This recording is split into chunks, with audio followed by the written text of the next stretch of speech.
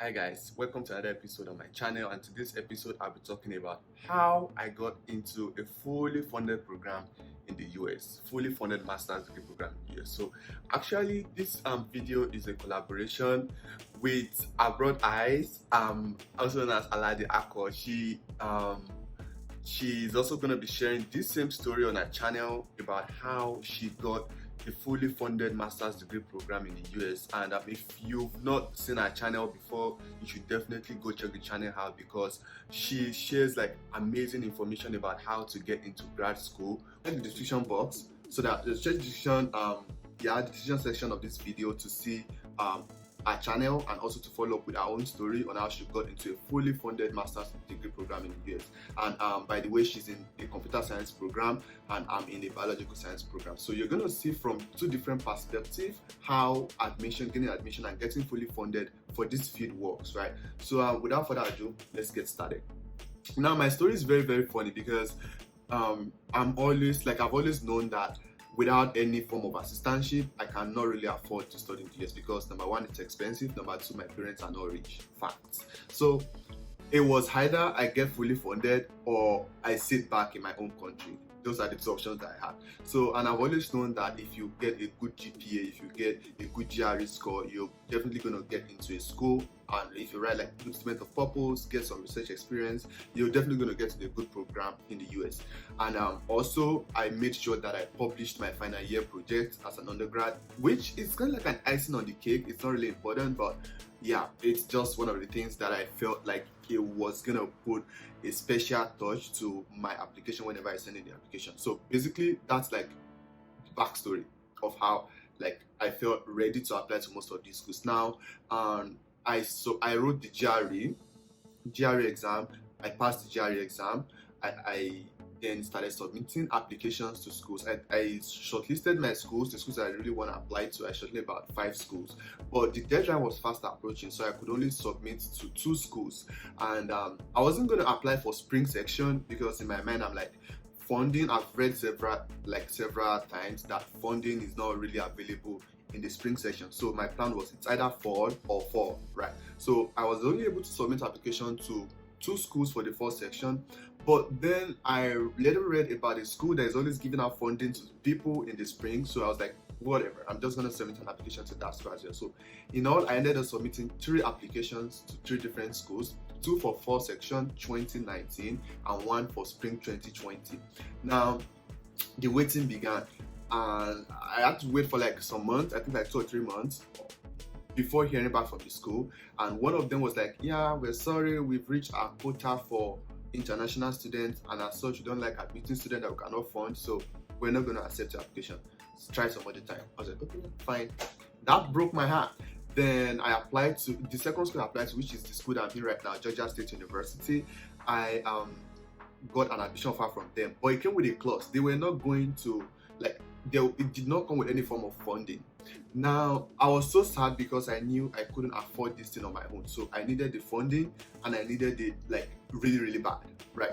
So I reached out to the program coordinator, and I'm like, I cannot come to this program if there is no form of funding, because I'm from Nigeria, and based on the cost of education that I've seen, I'm looking at $17,000 per semester. I cannot afford that. So she reached out to me and she was like, well, they usually offer assistantship to students in their second semester, but the first semester they must first undergo an apprenticeship period where they just go to the lab and see what's going on in the lab, and in the second semester they get offered a position in that lab.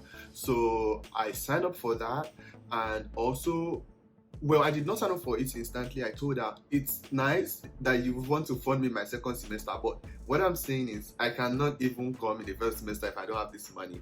So if I don't have any form of funding, because I don't have the money. So it went back, the email went back and forth for a while, which is one of the things that I would like to share with you. See, America is a ask and receive society. Nobody will kill you for asking. If you don't have the resources, ask. If they have it, they will give you. If they don't have it, they will not give you.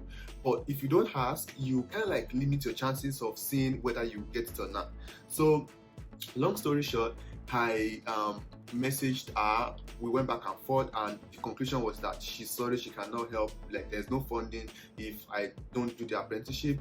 Then some weeks later, I gave up on the idea. Like, in my mind, I'm like, well, I'm gonna miss this fall section, and I'm probably gonna apply to more schools next fall. So then like 2 or 3 weeks later, like I think a month or so, she reached out. She was like, hey, I found a way to reduce your tuition, and it's about trying to move you from international status, like trying to change your tuition status from being an international student to being a domestic student, which means you're not going to pay what international students are paying, you're going to be paying what citizens are paying, which is like a massive difference. As an international student, I was supposed to pay about $17,000 per semester.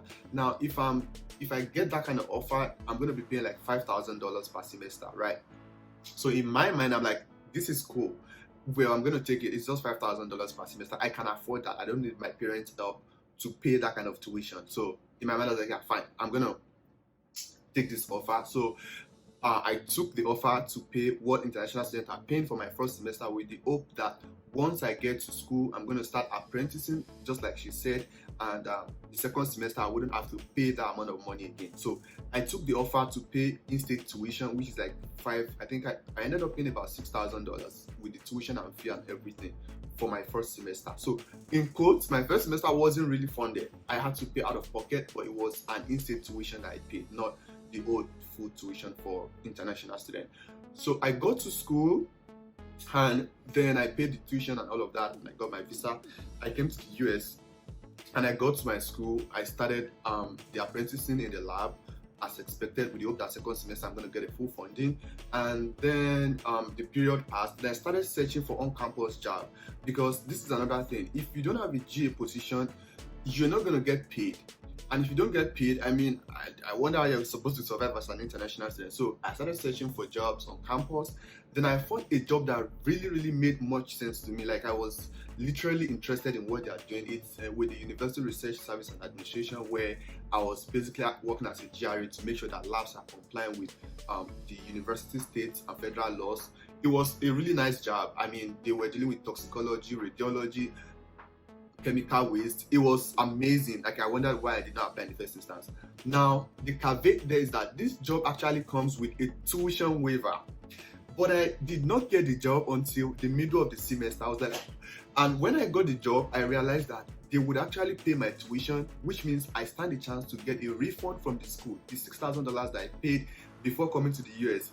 If I can get them to do the paperwork, the school is going to refund the $6,000 to me, and I'm also going to be getting stipend from where I work. So, long story short, I got the job, but it was in the middle of the semester, which means I actually qualified for partial tuition at that point as a GRE.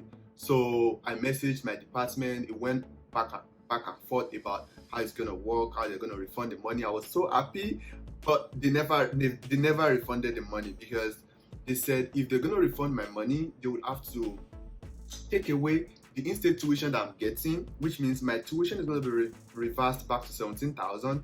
Then they will pay half of that $17,000, which means at the end of the day, if they do that kind of stuff for me, I'm still probably going to be earning the school some money, even despite being a GRE. So it wasn't like a good deal. It sounds good from afar, but it wasn't good. In short, I did not push for the tuition waiver as a GRE, but I got some stipend from my department that I worked for, and over time, I got paid even the months that I did not work for. So it was kind of like a compensation for me, which was really nice. I mean, it was cool. I got paid for not working for those months. So, and I was doing my job, doing like 20 hours with them every week with the University Research Service and Administration, and I was also doing apprenticeship in the lab. That was like 10 hours per week. So, and then for my lab, because I signed up for the anatomy and physiology lab, I had to like take exam for the lab. I had to pass the exam before I get offered a position in the lab.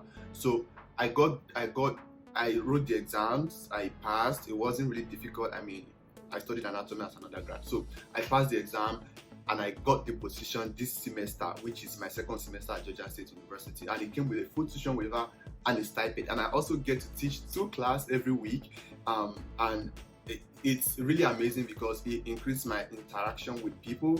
And that's one of the things you really want to learn and pick up on in America. So That's the story of how I got into a good school, and Georgia State is a really good school. That's the story of how I got into a really good school without paying an arm and a leg to get in, and how I got my first job offer, my second job offer, and how my stipends have been catered for by the school. Now, the school that I applied to for the spring section, they gave me an offer. I think, yeah, I got an offer from them last year that if I want to resume with them this semester, they literally gave me a massive offer, a lot of money, full tuition waiver from the start, a lot of money, and they were even willing to give me international graduate student scholarship, which was about $2,000 just for moving to the school. But it was a really small school. I wasn't going to abandon Georgia State, a big city with a lot of opportunity, and go to a more remote part of the United States. So I declined the offer, and I told them, well, if one day I decide to do PhD, you guys might probably be one of my top options because the money is good. So that's the story of how I got into a fully funded master's degree program in the US. It's not a conventional story because most people kind of like get the offer right from start where they don't have to worry about paying in-state tuition or partial tuition. But that wasn't my story. I had to like pay some amount of money on my own end, but in the second semester I got like a fully funded offer. Now, what I want to do right now is head over to our Broad Eyes channel and see our story, try and compare what our story is like to mine, try and see like this whole process is kind of like a unique thing. It's not a one-size-fits-all kind of thing, and it all boils down to how much you can negotiate your way. Not really negotiate, but how much you can ask for them to give you an offer, right? So if you've not subscribed to the channel, don't forget to do so by clicking on the subscribe button. If you love the video, don't forget to give the video a thumbs up, and also don't forget to head over to our Broad Eyes channel to see our own side of the story on how she got into a fully funded master's degree program in the US. That's all I have for you in this video. I'll see you in the next episode.